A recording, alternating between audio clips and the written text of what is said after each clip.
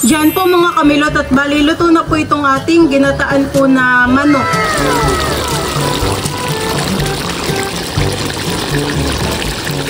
Dumating ang papay, sabi ko, Papa, doon na tayo tindahan. Butal pa yan. Ay, tuwan-tuwa ka. Mahawakan mo yun eh. Sabi mo, wow, dan tutato. Bihin, papanot, dan tutato.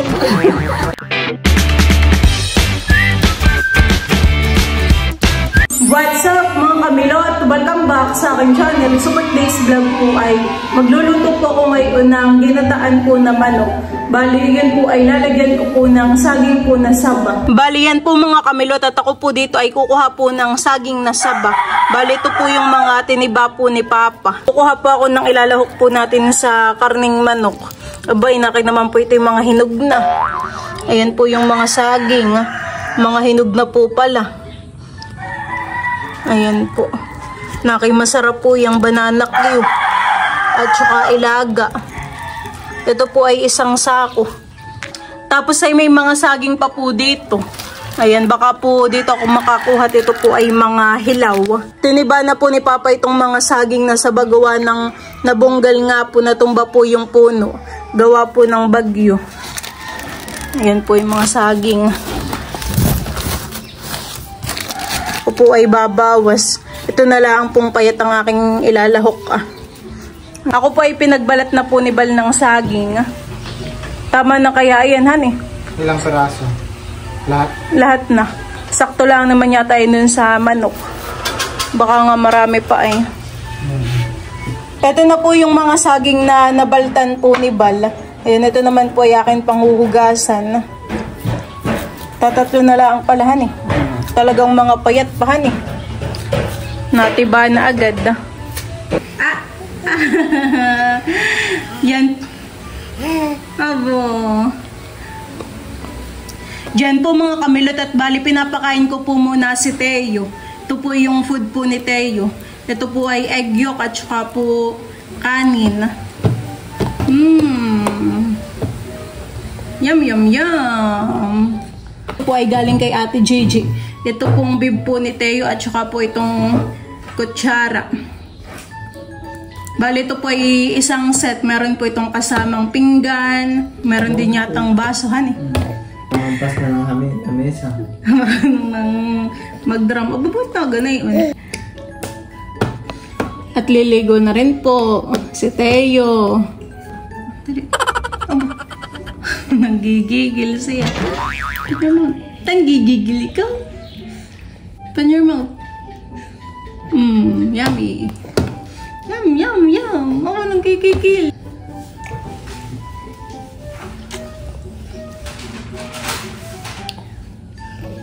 Yan po mga kamilot at bali ako po ay dito po magluluto sa taas. At kami po ay meron po ditong butane. Lalagyan na po ni Bal ng gas.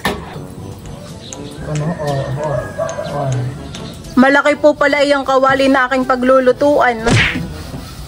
Parang luag na luag yung aking luluto. Akala ko'y maliit lang, yung pala yung malakihan eh. Ang nabili po ni Mama. Ganda pagluluto dito sa taas, han eh, maginhawa. Maginhawa po. Pawala-wala yung tubigan eh. Kailangan mo pang maghintay. Parang delay yung pag-akyat niya talaga siguro pagka binubuksan, hintay mo pang umakyat yung tubig. Tignan mo may labsan na yun nasa loob. Ito? Sa bakal niya. Natatanggal? Hindi na han eh. Buksan ko na po itong butane. Ay, malakas po. Yan po mga kamilot at ito na po yung mga sangkap po natin sa pagluluto po ng ginataan po na manok. Ayan, bali meron po ditong chicken, tapos ito na po yung ating kakanggata. Tapos meron lang po tayong dahon po ng sili.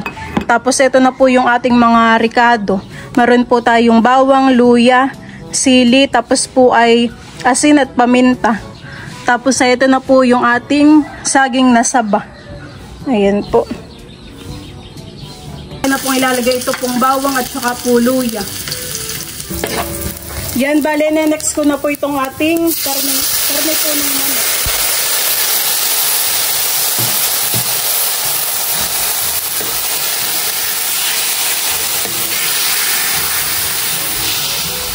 Ito po yaking lang po munang isasangkot siya. Ito po ilalagyan ko na po ng asin at saka po ng paminta para po nagkakaroon po ito ng lasa.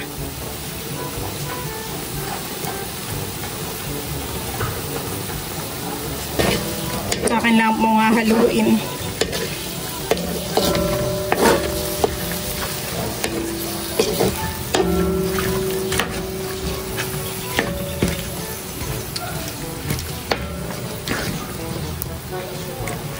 Diyan at ito po yakin lang pong tatakpan para po mas mabilis po siyang kumulo at maluto. Ayan, parang ang pantakip naman po natin ay sa taho. Ayan, maganda po. A few minutes later. Ito pong mga saging po na sabay, akin na rin po ditong ilalagay. At ito po ay medyo matagal pong lutuin para kasabay na po ng manok. Ayan po. Akin lang po ditong ilalagay. Sakto lang din po pala itong kawali na pinaglulutuan. Akala ko po kanina ay medyo malaki. Ayan, ito po yakin lang po muna nga haluin. Dadagdagan ko po ito ng sabaw. Bale, ito po aking inilalagay ay yung pangalawang gata. Ayan po. Para maluto po yung ating saging, dinagdagan ko po ng sabaw. Parang napakabilis lang na itong honey butane. Malakas din po. Ito pong mga sili, akin na rin pong ilalagay dito. Alam po muna uling hahaluin.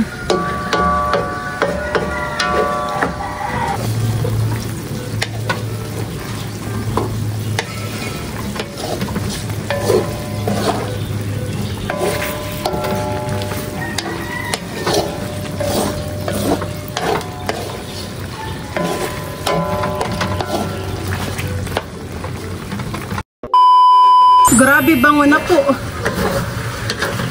Na rin po ilalagay po itong mga dahon po ng sili.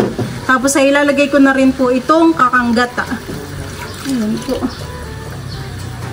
Magdadagdag pa po ako ng paminta at saka po ng asin. Ayan po. Masarap po ay mapahang po itong ating ginataan. Ayan po. At ito po yakin lang po muna nga haluin. Wow, bango. Ito po ay tatakpan ko lang para po kumulo. Bale, ito nga po palang hawakan na hindi po umiinit. Di na po kailangan gumamit ng pot holder. 2 gata po yung aking nilagay dito. 2 niyog po. Diyan po mga kamilot at ito po yung aking titikman. Tingnan po natin kung tama na po ang lasa. Kukulang pa po sa asin.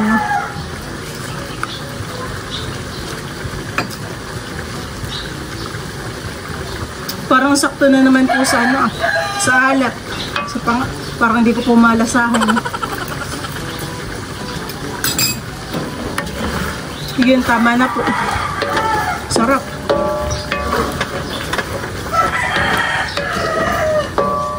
Diyan po mga kamilot at bali, luto na po itong ating ginataan po na manok na meron pong saging na saba. Ayan po. Lapot po ng sabaw.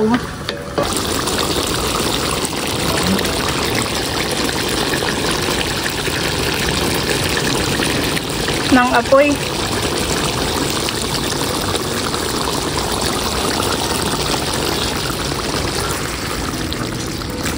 Ito na po yung aking nilutong ginataan. Sarap. Kaya nga, lapot ng sabawan na kay masarap pong ibahog sa kanin. At ito po ay maraming sili. Medyo mahalang po ito. Ayan po. Kakatakam na.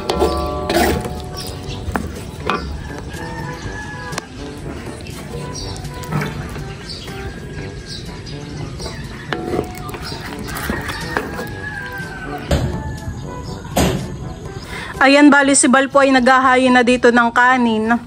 Tapos nailagay ko na rin po diyan yung ulam. Bali na makina na nga po pala dito yung mga lupa. Ayan po, dito po sa palayanan. At tapos na po ang anihan. Bali dun po sa kabila ay hindi pa po pala namamakina. Po mga kamilot at bali kami po ay kakain na. Let's pray. Father, the Son, the Holy Spirit. Amen. Bless us all, Lord, in this day gifts which we are about to receive from Thy bounty through Christ our Lord. Amen. Kain po tayo. Kain na po. Masubit na ulado ng ilaw na isa. Nakay masarap itong sili. Ang galyata. Ayun o. Mga dahon. Ay, ang galyata. Hindi, inilipat sa baba. Kain na po. Time. Nakisarap po ng sabawan eh. Ang papay magpapapakla. Pusok ko. Si Teo po ay tulog. Sinilip ko bago ako umakyat. Opo. Okay na doon na sa kawan. Sa Malikot tabi. nga po. Kanina po yun ay nandun sa may unan. Nakay masarap pa yung sili. May harap naman po siya doon. Kaya hindi ko maulog. Kami po dito ay merong saging na, ano nga po yun mama? Saba. Hindi po Ah, yun. yun ang tordan. Tordan. Yan po yung galing po dun sa may kaladudutan. Sarap.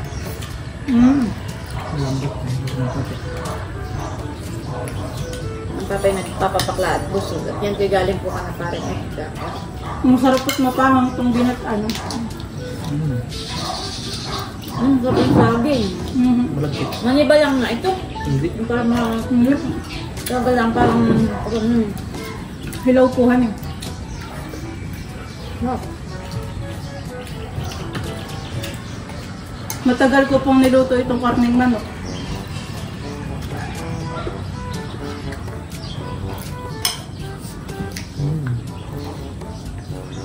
Padating po baga si Drew mama. Bukas, ng gabi. Sinakim po ay wala ngayong pasok. Ito laking pasok. May bagyo. Signal number 1 dito sa Sa bagyo na naman han eh. Bagyong Leon na yata han. Ingat po tayong lahat. Naalala ko Milot. 2004. Nakita 3 taon pala ano. Birthday mo ng November 7. Ay November 29. May nagkaroon na rin pagbaha dito sa atin. Tanda mo yun? Maligap, 3 taon ka na naman. Tanda ko po yun. Dito po sa amin ay hanggang dibdib. Tapos ay ang papay nasa ilog. Sila ng Tito Bade at sila ay naglulumpot. Napakaraming huli. Mga isdahi po.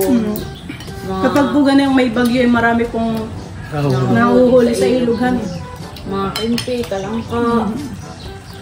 Tapos ay yung mga isdang yung mga igat. Napakarami. Kaso lang ngayon mga bandang alas 7 pag-endosing, maaga pa han eh. Maaga pa po, bigla po mas ng rumagasan ang tubig. Ikaw ay kalong-kalong ko. Tapos ay yung mga pasok ko sa kuha, ikay tulog na noon eh, kami nagpipili ng mga hipon, ganyan, isda, hinihiwa-hiwalay namin. Tapos ay nakita namin na yung tubig ay unti-unting tumataas. Takbo ko sa kwarto, ikaw ay nadudot, ikay tulog. Ang ginawa ko eh, ikay tulog lang kayo doon. Hindi man bigla ang taas. Kumbaga may parang unti-unti lang. Parang makakapagano pa po kayo ng mga gamit. Ginawa ko yung binuksan ko yung cabinet. Yung cabinet natin hanggang ngayon, cabinet pa rin natin. Binuksan ko yung cabinet. Lahat ng laman ay inilagay ko sa ibabaw. Lahat ng unan natin ay isiningit ko sa yung ganyan, bubong. Tapos ay may mga inanod po tayong mga gamit. parang wala naman. Tapos ay pinaglalagay ko sa taas. Tapos ay nung nakita kong parang ano na doon sa catering, doon sa kapag, kinalong na kita. Kasi ang dala ko laang ay yung wala kaming pera noon. 100 pesos. Yun lang ang pera namin noon ng papa. 100 pesos lang yung dala kong pera. Tapos ay may isa akong may 100 pesos ako. Tapos ay may lighter akong dala. Ilagay ko yun sa plastic. At saka ang dala ko laang ay bihisan mo. Naglagay lang din ako sa plastic ng bihisan. Tapos ay yung gatas mo tsaka chupo. Saka diba agad nabutong. Tapos ay ang tubig ay hanggang bayawang na. Kami nagpunta sa bahay ng Tita Huya. At ang bahay ng Tita Huya, yun yung medyo mataas ng kaunti. Dito pala wala akong pintura. Ang papay nasa ilog pa, di pa natin. Kung nag-aalala na tayo, baka ano din na sila. Kung nakatanaw sa bintana, ang sabi ko po, pagka tumaas pa, ako akayat na sa bubong. Yun naman bintana nila, di walang ano lang ang plastic lang ang tabi. Kumbaga may pwede kang lumusot doon. Napi ako ay ito yung terrace nila. Bubungan na kasi may bubong pang isang medyo mataas. Napi dito pagtataas pa ang tubig kaya ako aakyat na dito sa bubong na. At tapos ay sabi ng lolo, biglang dumating sabi, "Kayo lumikas na sa mga Ate Aida." Ay di baba ko kasi kay kalong-kalong ko. Kasi si Kuya Taran naman ay nandito. Ay si Kuya Taran ay kinalong ka. Kalong-kalong ka ni Kuya Taran. Kami naglalakad ng basang-basa na ako hanggang dipdip. Eh, wala kaming mga bihisa. Magdamag yung basa kami lahat. At sa bahay ni Ate Aida, yun po yung bahay ko doon nasa may yung papasok po dito sa atin. Halos lahat ng mga kapitbahay natin ay nado doon. Kasi nung mga sumunod na gabi, tayo doon lang natutulog at tayo mga natatakot. At ay tayo siping-siping lahat. Sa isang kwarto ay halos lahat ng mga taga-purok dito ay tayo siping-siping. Tapos ay kahit yun, ngayon ay talagang grabe ang baha. 3 bayan po dito ay talagang pinaha. Kaya infanta nga. Yun po yung 2000 ano ma'am? 2004. 2004. Napakarami po nang namatay. Libo. Hindi ko na matandaan pero parang hindi, mahigit 5,000 yun. Hindi lang. Sayang man po hindi na natin uli maranasan yung ganayin namin. Sinatiyudan niya hindi lumigas eh. Binuklat niya isang Sami. bubong. Kay Sami. Sila doon sa bubong. Ay yung pag-agos po ng tubig ay ano, dahan-dahan o mabilis po? Mabilis na. Oo, mabilis. Kaya po pala nakakatakot han. Eh, ang mga papa naman ay nakabang. Dami daw nilang sawang nakakita. Makakatakot. May isa pa daw ng sawang yun, napakalaki. Siguro galing bundok eh yun. Maraming trosong inanod sa tabing dagat. Ang papa ay nagpunta ng tabing dagat kasi nanguha ng mga troso. Kaya ano yun, tayo nakapagsabahay. Ginamit natin yung kahoy na nakuha. Yung pangpa. Nagkano, ang bahay natin ay kubo. Pagwang tayo. Yun ang kaunahan natin bahay. Nasa ang papa ay habang nasa tabing dagat. Ako nagpunta ng nakab. Pagdating sa bahay tayo lakad. Parang bundok. Maiiyak ka sa sitwasyon pag nakita mo. Kasi di ka lang kaya ng po. Pag tayo nasa bayan, ang puti kayo hanggang lagpas ano. Pagdating sa Nakaray, napakadaming tao gawa ng relief. Ang ginawa ko, yung luto ako ng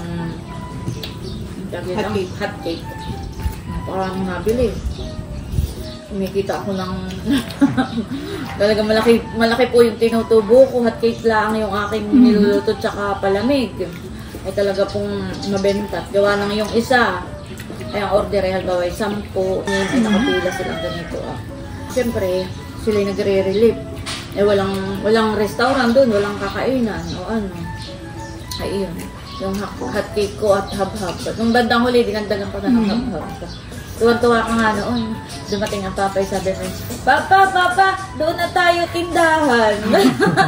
Butal pa yan. Yung laruan. At tapos may mga Red Cross yata yun. Nagpaparilip sila sa mga bata. At gawa nung siyempre mga na-trauma, ganyan, parang nililibang nila. Hindi kayo dinala ko doon, hindi pumila. Binigyan ka ng, yung iba'y malalaking stop toys, yung iba'y parang mga maliliit na laruan. Yung napapunta sa iyo ay parang dagang maliit na ganito lang kaliit. Basta maliit lang siya, cute. Ay tuwan-tuwa ka. Tapos sabi, mahahawakan mo yun, ay sabi mo, wow, ikaw ay utal. Sabi, wow, dan tutato. Bihin, papanot, dan tutato. Ibig sabihin ay, wow, gandang-ganda naman ng tuta ko, yung pong maliit na aso. Tapos sabihin ni Papa, maganda ang tuta ko. Parang utal ka noon. Na-share ko lang, naalala ko lang at gawa ng nangyayari ngayon sa Bicol. Sa Bicol. Kaya nga po. Naalala ko Sus, yun ay naranasan na natin noon. 20 years ago. 2004. Wala pa po na yung sikiman. Wala pa, tsaka si Itero. Parang kayo tinabuan ako ng nervous. Gawa ng habang ako nagluluto, ay dito nagtambayan ng mga nagre-relief. Ay yung mga experience nila. Ay parang kinukwento nila sa mga kasamahan nilang nagre-relief. Ay talagang pagdadating sa gabi, parang hindi makatulog. Naalala mo po. Pinagdadasal ko na lang sila. Titikman ko po yung saging. Tapos na po silang kumain ng pagdipan. Sarap po yung daw ng sale. Ganito yung mga gusto ni Dudut. Mga sabaw po ng gatahan eh.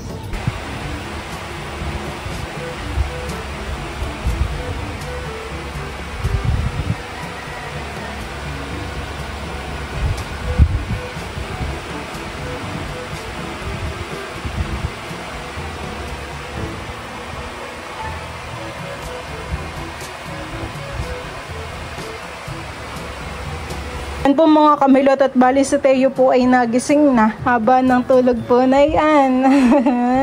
Tsakirik-kirik. Sarap ng islip ni Teo. Ha? Sarap po ng sleep. At yan po bago natulog ay kaliligo at saka po busog. Gawa ng kumain nga po yan ng egg yolk na may kanin. Pagkatapos po na yun ay dumede pa po si Teo. Abay, talagang mahaba po ang tulog pag ganayon. Hane?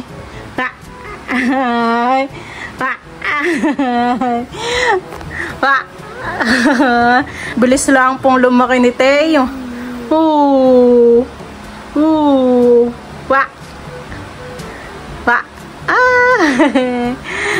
Ay, sus naman talaga.